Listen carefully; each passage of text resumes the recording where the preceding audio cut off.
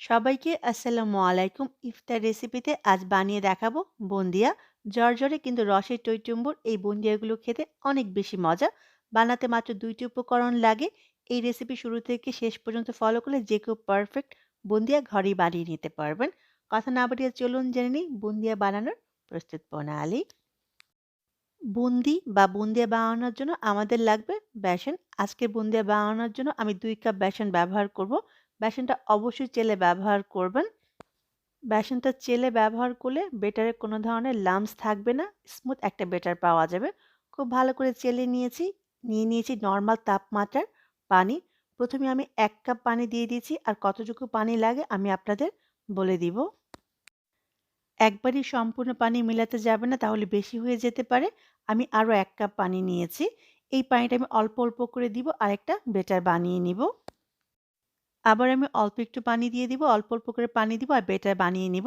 Perfect bundiya better বানানোর জন্য হাত ব্যবহার করতে হবে। আমি হাতের সাহায্যে মিশিয়ে নিব। একটু খেয়াল করে দেখুন আমি কিভাবে বেটারটাকে মিশিয়ে নিয়েছি। পানি আমার আরও লাগবে, তবে একবারে দিব না, অল্প, অল্প করে পানি নিব আর এভাবে আমি মিক্স করতে থাকবো। বেটারটাকে আমি প্রায় ৮ থেকে ১০ মিনিটের মতো মিক্স করিয়ে নিব। এখনো অনেক ঘন আছে, আমি আরও একটু পানি দিব। আবারও বলছি, একবারে সম্পূর্ণ পানি ব্যবহার করতে যাবেন না। আজকে বেটারের জন্য আমার পৌনে ২ কাপ পানি থেকে একটু বেশি লেগেছে। বেসনের উপর ডিপেন্ড করে পানিটা সামান্য কম বেশি লাগতে পারে। আমি প্রায় ১০ মিনিটের মতো বেক করে নিয়েছি। দেখুন বেটারের কালারটা চেঞ্জ হয়ে গেছে। একটু সাদাটে হয়ে আসছে। দেখে নিশ্চয়ই বুঝতে পেরেছেন ঘনত্ব কেমন হবে। এবার আমি চেক করব বেটারটা পারফেক্ট আছে কিনা। একটা বাটিতে পানি নেওয়ার পরে সামান্য একটু বেটার দিব। দেখুন বেটারটা ভেসে আছে। যদি ডুবে না যায় তাহলে বুঝতে হবে বেটারটা একেবারে পারফেক্ট আছে বুন্দিয়া বানানোর জন্য। এবার আমি চলে যাব বুন্দিয়া ভাজার জন্য। চুলায় পর্যাপ্ত পরিমাণ তেল বসিয়ে দিলাম। তেলটা যথেষ্ট পরিমাণ গরম হতে হবে। ১ম আমি চেক করে নিব। তেল যদি যথেষ্ট পরিমাণ গরম না হয়, তাহলে বুন্দিয়াগুলো দেওয়ার পরে চ্যাপ্টা হয়ে যাবে। গোল, গোল বুন্দিয়া বানাতে হলে অবশ্যই তেলটা যথেষ্ট পরিমাণ গরম হতে হবে। এরকম একটা চামচের সাহায্যে আজকে বুন্দিগুলো বানাবো। একবারে অনেকগুলো বেটার দিতে যাবেন না। অল্প, অল্প বেটার দিবেন আর চামচটা কিন্তু তেল থেকে ৬ সেন্টিমিটার উপরে থাকবে। তাহলে প্রত্যেকটা বুন্দিয়া গোল, গোল হবে। বুন্দিয়াগুলো নিচে পড়েই কিন্তু তেলের উপরে ভেসে আসছে। সেজন্য চুলার তাপমাত্রা এবং তেলের তাপমাত্রা পারফেক্ট থাকতে হবে। চুলার আঁচ কিন্তু মিডিয়াম হাই এর মাঝামাঝি থাকবে। বুন্দিগুলো অনেক বেশি সময় ভাজা যাবে না। অনেক বেশি সময় ভাজলে এটা শিরায় দেওয়ার পরও শক্ত থেকে যাবে। ২০ থেকে ২৫ সেকেন্ডের মতো আমি বুন্দিগুলোকে ভাজবো। দেখুন মাশাআল্লাহ একেবারে মুক্তার মতো প্রতিটা বুন্দিয়া গোল হয়েছে। এবার আমি উঠিয়ে নিব। ঠিক একইভাবে সাদা বুন্দিগুলো আমি ভেজে নিব। প্রতিবার বেটার দেওয়ার আগে চামচটা পরিষ্কার করে নিতে হবে। আমি শেষে বেটারের মাঝে সামান্য একটু রেড ফুড কালার দিয়েছি। এটা একেবারে অপশনাল। দেখার সৌন্দর্যের জন্য আমি কালারটা ব্যবহার করেছি। ঠিক সাদা বুন্দির মতো একইভাবে আমি এই বুন্দিগুলো ভেজে নিব। আবারও বলছি চুলার আঁচটা পারফেক্ট থাকতে হবে আর চামচটা তেল থেকে ৬ সেন্টিমিটার উপরে থাকবে।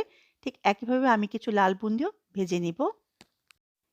একইভাবে সবগুলা বুন্দি আমি ভেজে নিব। এবার বুন্দিয়ার জন্য শিরাটা বানাবো। একটা পাত্রে নিয়ে নিয়েছি ২ কাপ পরিমাণ চিনি। চিনি যতটুকু ব্যবহার করবেন, পানি ঠিক তার অর্ধেক ব্যবহার করবেন।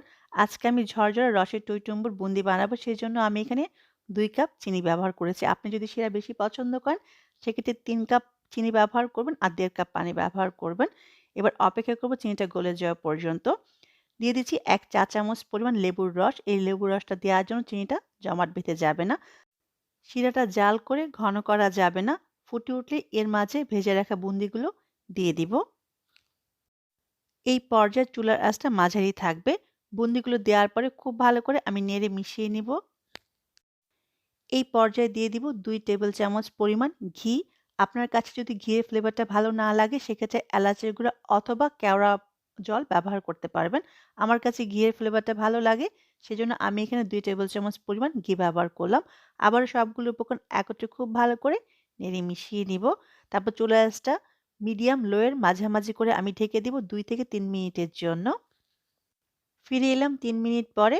আবারও বুন্দিয়াগুলো খুব ভালো করে নেড়ে মিশিয়ে নিব এবং চুলাটা আমি বন্ধ করে দিব। চুলা বন্ধ করে আমি আবারও ঢেকে দিব ৫ মিনিটের জন্য। এই ৫ মিনিটে শিরাগুলো বুন্দিগুলো টেনে নিয়ে যাবে। ফিরে এলাম ৫ মিনিট পরে। প্রতিটা বুন্দিয়া খুব ভালো করে শিরাটা টেনে নিয়ে গেছে। আবারও আমি একটু নেড়ে দিব। নিচের বুন্দিগুলো উপরে আর উপরের বুন্দিগুলো নিচে নিয়ে যাব। এতে করে উপরে যে বুন্দিগুলো শিরা টেনে নিতে পারেনি, সেগুলো শিরা টেনে নিয়ে যাবে। আমি একটা বুন্দি আপনাদেরকে দেখিয়ে দিচ্ছি। দেখুন মাশাআল্লাহ কত সুন্দরভাবে শিরা টেনে নিয়ে গেছে। এবার ফিরে আসব বুন্দিগুলো নরমাল তাপমাত্রায় আসার পরে। ফিরে এলাম বুন্দিগুলো নরমাল তাপমাত্রায় আসার পরে। দেখুন মাশাআল্লাহ একেবারে পারফেক্ট ঝরঝরে রসের টইটুম্বুর বুন্দিয়া। পরিবেশন করুন খুবই মজার, মিষ্টি, রসালো বুন্দিয়া। আজকের জন্য আল্লাহ হাফেজ।